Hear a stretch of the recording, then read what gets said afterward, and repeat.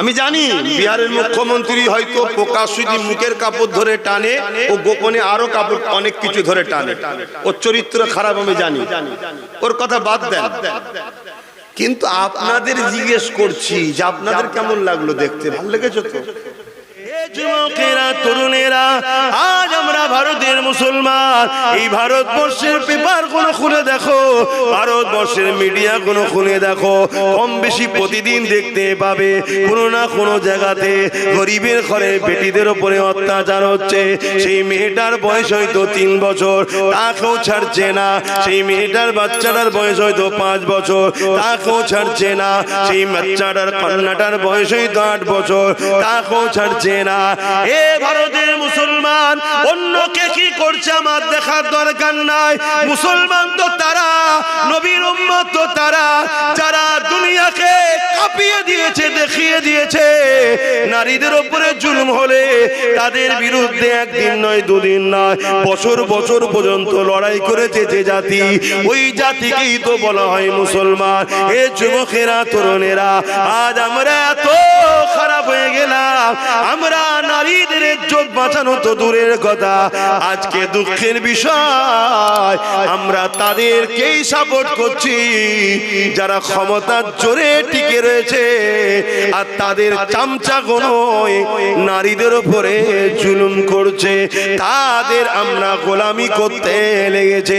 এই গোলামি এমন জায়গায় পৌঁছে গেল, এই গোলামি এমন জায়গায় পৌঁছে গেল, পুরো ভারতবর্ষের জমিনে গত 2 দিন আগে বিহারের মুখ্যমন্ত্রী দেখা যাচ্ছে আমাদের ঘরের এক মেয়ের মুখের কাপড় ধরে টানছে। কেমন লাগলো দেখতে? খুশি তো? আমি জানি বিহারের মুখ্যমন্ত্রী হয়তো প্রকাশ্যে মুখের কাপড় ধরে টানে ও গোপনে আরো কাপড় অনেক কিছু ধরে টানে, ওর চরিত্র খারাপ আমি জানি, ওর কথা বাদ দেন। কিন্তু আপনাদের জিজ্ঞেস করছি যে আপনাদের কেমন লাগলো দেখতে? ভালো লেগেছে তো? বলেন বলেন। কেন? ও জানে যে যার মুখের কাপড় ধরে টানছি এ জাতির পুরুষরা সে ঈমান আর নেই যে ঈমান মোহাম্মদ বিন কাসেমের ছিল। একটা 18 বছরের যুবক, এক নারীর উপরে জুলুম হয়েছিল, খবর পেয়ে পুরো আক্রমণ করে ছিলেন তিনি। তাহলে আজকে সেই জায়গায় আমরা এত মুসলমান থাকার পরও আজকে কোথায় যাচ্ছে? বলো, ভাবো ভাবো। কে মাথা ঢাকবে, কে মুখ ঢাকবে, কে বুক ঢাকবে, কে আরো কিছু থাকবে, সেটা তার স্বাধীনতা। কেউ যদি প্রকাশ্য মুখ খুলতে পারে তার চরিত্রে আরো গোপনে অনেক কিছুই খুলতে পারে, এটা ভাবাটা স্বাভাবিক, তাই তো নাকি? কিন্তু সব কথা যাক, আমি আপনাকে প্রশ্ন করছি, এই অসভ্যতা এত মাথায় উঠলো কি করে? এতে কি আমাদের দোষ আছে? না, শুধু বাংলালে তো বলছি না, টোটাল মুসলিম সমাজকে বলছি, আমাদের দোষ আছে না? না, এখনো শুধরান, এখনো সময় আছে। লাভ লসের রঙ্ক করে করে করে করে করে করে করে করেই তো জিন্দেগি শেষ করে দিলেন। অঙ্ক সব বন্ধ করুন, একটাই কথা, যে আমার নয় আমি তার নয়, এই অঙ্ক করতে শিখুন। সব সবার ঘর গুছিয়ে নিচ্ছে আর তুমি শুধু সবার ঘরের কাজ করে বেড়াচ্ছ। সবাই সবার ঘর গুছিয়ে নিচ্ছে আর তুমি শুধু পরের ঘরে ঝাঁট দিয়ে বেড়াচ্ছ। তোমার ঘরটালে কখন তুমি ভাববে?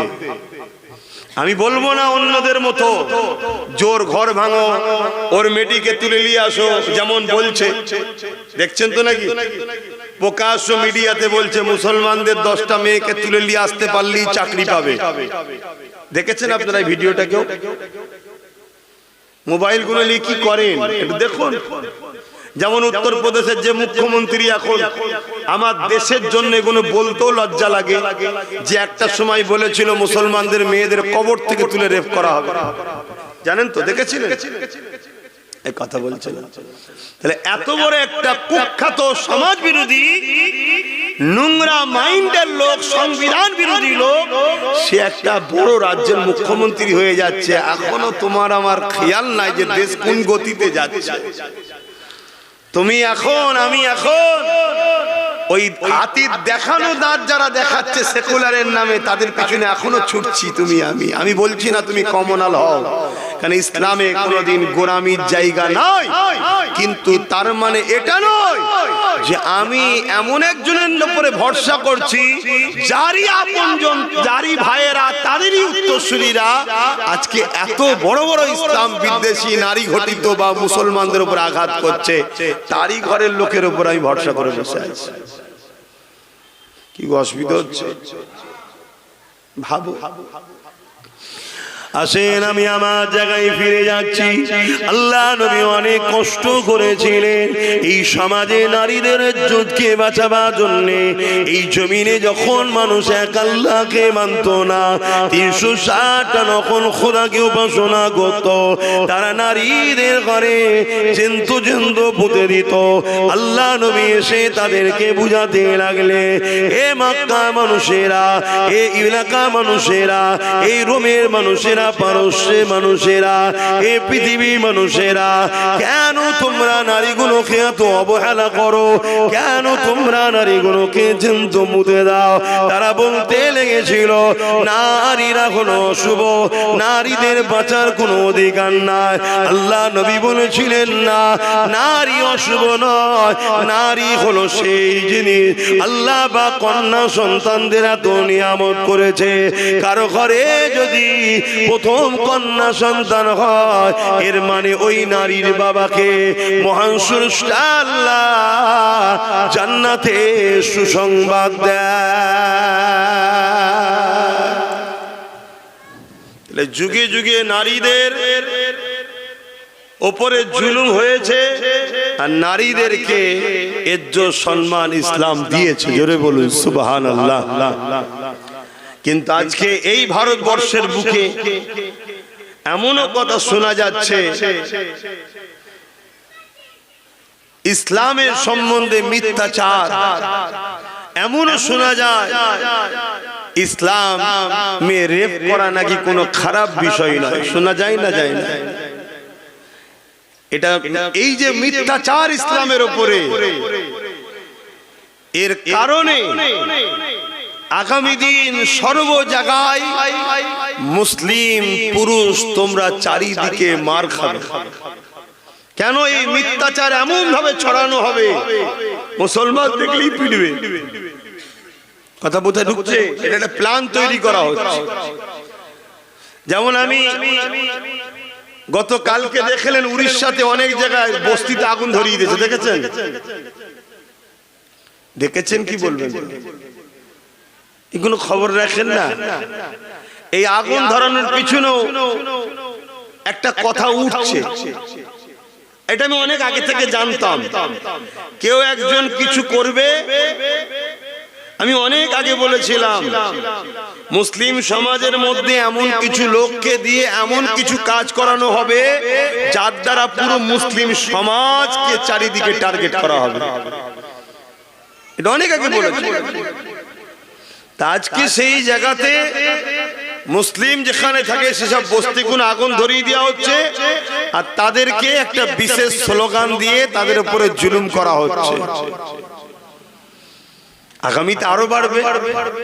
আর এই সব কিছুর পিছনে কারণ একটাই, আমরা রসুল ভোলা হয়ে গেছি।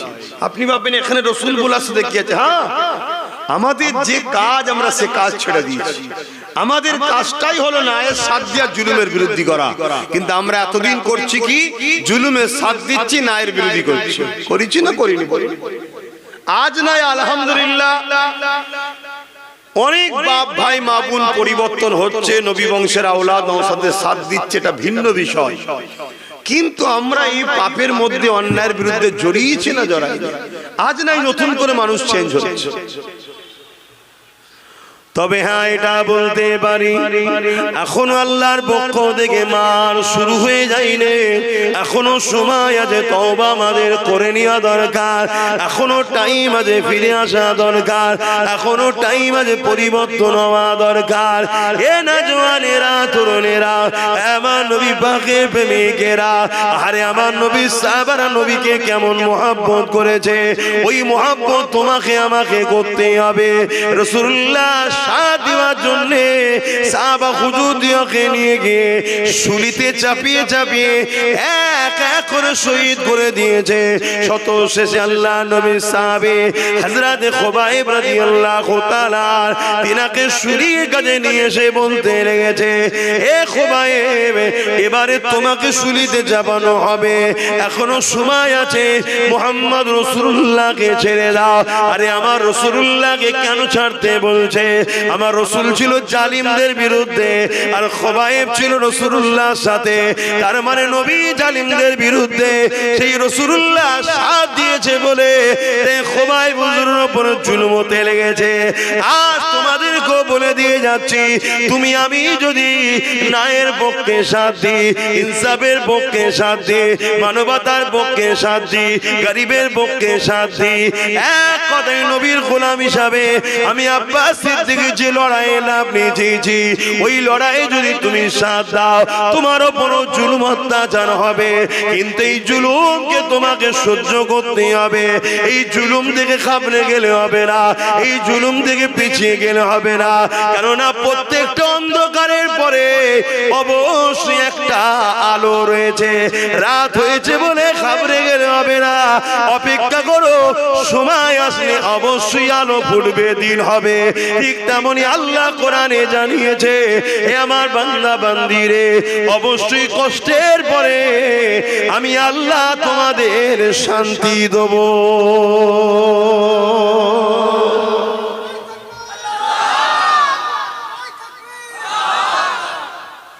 তার জন্য তো মজবুত হয়ে দাঁড়াতে হবে, ঘাবড়ে গেলে হবে?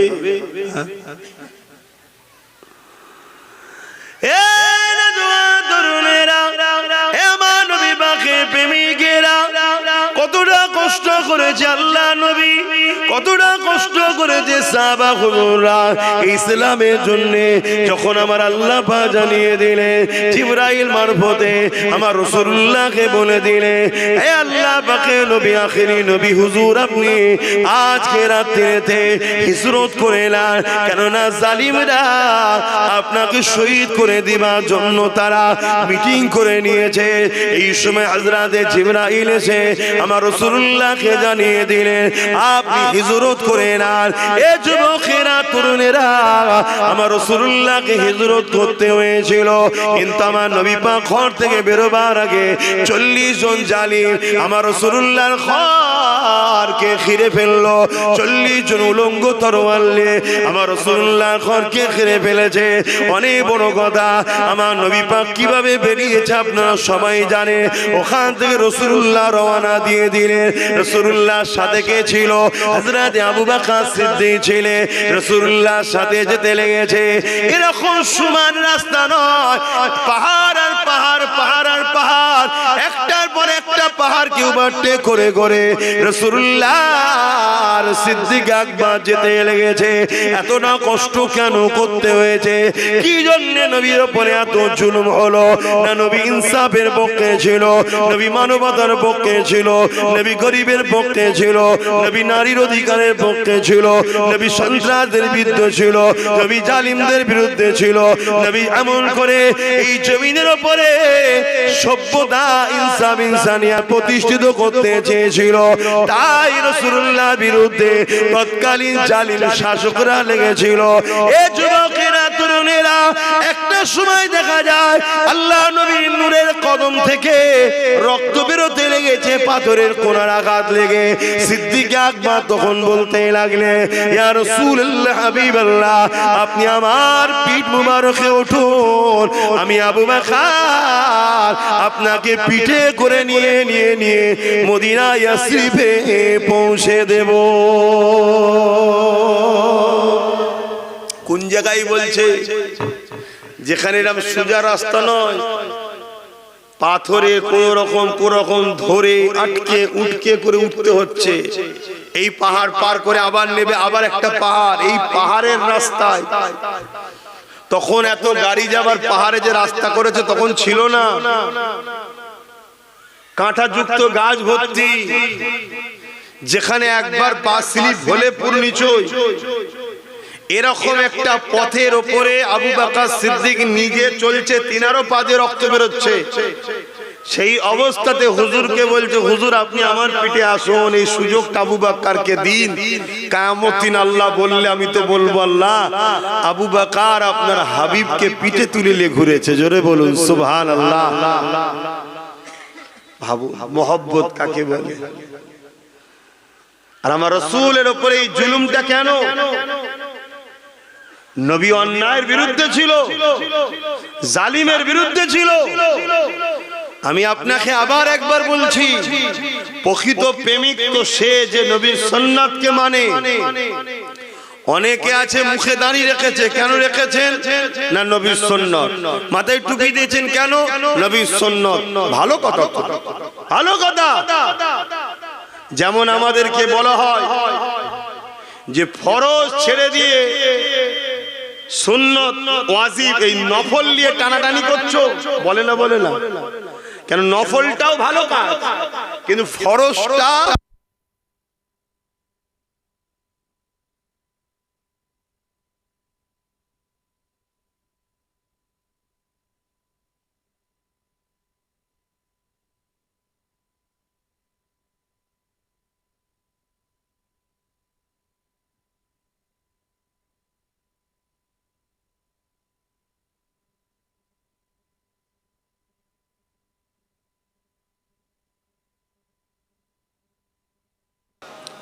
পড়েন পড়েন ওয়ালা আলে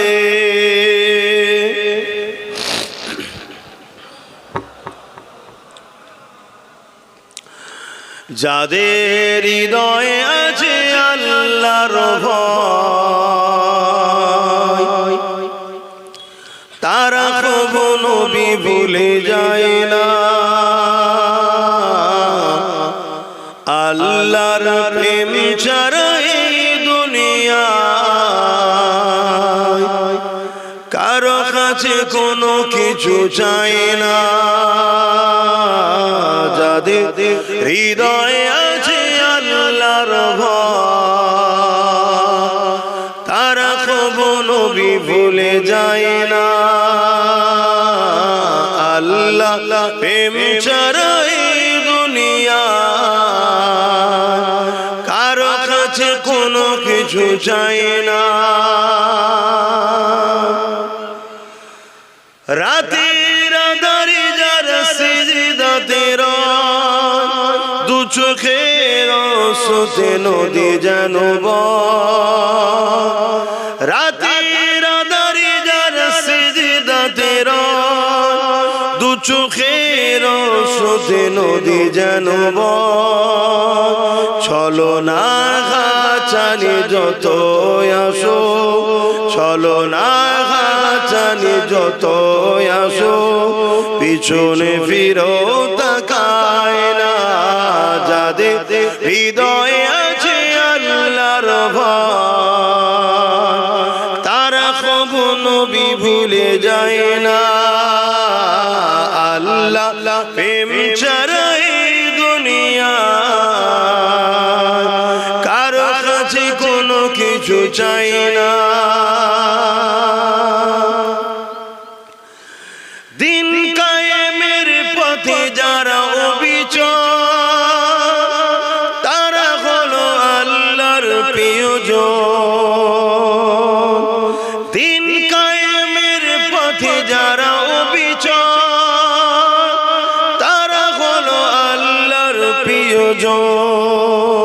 বাতিলের কাছে যারা হার মানে না, বাতিলের কাছে যারা হার মানে না, সংগ্রাম করে যায় অমরণ। যাদের হৃদয়ে আছে আল্লাহর ভয়, তারা কখনো নবী ভুলে যায় না। আল্লাহ প্রেমে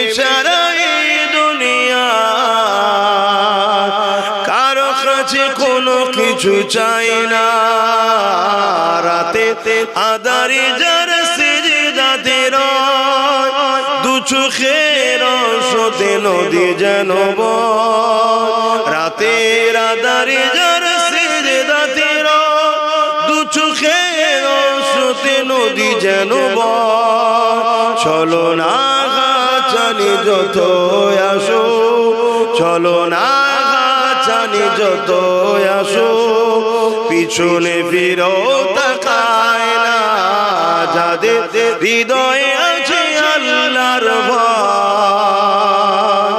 তারা কখনো ভুলে যায় না। আল্লাহুম্মা সাল্লি আলা।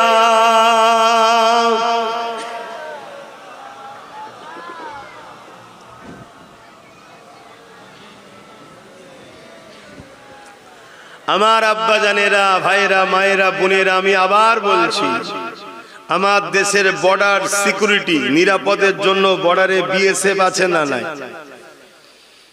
কেন রাখা হয়েছে? যাতে বাইরের শক্তি আমার দেশের উপরে হামলা না করে, বা দেশের কোনো মধ্যে কেউ গাদ্দার বা দেশের মাল ইদিক উদিক সরকারি আইন ছাড়া অবৈধভাবে কেউ যেন লেনদেন না করতে পারে, দেশের ক্ষতি না হয়। বা সেনা আছে কি জন্যে? যাতে দেশের উপরে কেউ হামলা করলে প্রতিরোধ করবে, তাই তো নাকি? এজন্য তাদেরকে মাইনে দেওয়া হয়, তৈরি করা হয়েছে। তো উম্মতে মুহাম্মাদি, আল্লাহ তোমাকে আমাকে জমিনে পাঠিয়েছে এই কারণে, এই জমিনের উপরে কেউ অন্যায় করলে তাকে দমন করার জন্য। তুমি কেন বুঝছো না? তুমি মনে করেছো আমাকে নামাজ পড়তে শুধু আল্লাহ পাঠিয়েছে, তুমি মনে করেছো আমাকে শুধু রোজা রাখতে আল্লাহ পাঠিয়েছে। এটাই তো তোমার ভুল কনসেপ্ট হয়েছে। নামাজ রোজা যেমন তোমাকে আল্লাহ হুকুম দিয়েছে, ঠিক তেমনি খোদার্থ মানুষকে খানা দিবার হুকুম, আর খোদার্থ মানুষের উপরে কেউ জুলুম করলে তার বিরুদ্ধে লড়াই করার হুকুম আল্লাহ দিয়েছে। জোরে বলো সুবহানাল্লাহ। তাতে তুমি পলিসি তৈরি করতে পারো, বিভিন্ন রুট তৈরি করতে পারো, বিভিন্ন প্ল্যান পরিকল্পনা করতে পারো, কিন্তু মিশন তোমার একটাই হবে, আমি জুলুমকে খতম করব, ন্যায়কে প্রতিষ্ঠিত করব। এটা তোমার কাজ। আর নামাজ ব্যক্তিগত, রোজা ব্যক্তিগত ইবাদত, হজ তোমাকে মালদার করেছে আল্লাহর ঘর দেখে আসো, ব্যক্তিগত। যাকাত আল্লাহ দিয়েছে তোমাকে, এটা শতকরা গরিবকে 2.5 টাকা দিতে হবে, এটা তোমার কাজ। কিন্তু আল্লাহ যেমন রাসূল টুপি পরেছে, তুমি পড়ছো, দস্তখান বিছিয়ে খাচ্ছ, খাও, কিন্তু যেমন ফরজ নামাজ আর নফল নামাজ দুটো এক নয়, কিন্তু দুটোই ভালো কাজ। ফরজের গুরুত্ব অনেক বড়, নফল অনেক ছোট। নফল যদি ছেড়ে যায় তবু অনেক গুঞ্জাইশ, কনসেশন আছে, কিন্তু ফরজের জন্য কিন্তু অনেক কড়া আইন আছে, তাই তো নাকি? ঠিক তেমনি দস্তখান বিছিয়ে খাওয়াটাও সুন্নাত, তারপরেও যদি ছেড়ে যায় একটা সুন্নাত, তুমি নেকি পেলে না। কিন্তু আমার রাসূলুল্লাহর অনেক বড় সুন্নাত হলো সন্ত্রাস, জালিম শাসকদের বিরুদ্ধে যুদ্ধ করে ওই সমাজের মানুষকে জালিম নেতাদের হাত থেকে বাঁচানো, এটা নবীর সুন্নাত। জোরে বললেন না সুবহানাল্লাহ?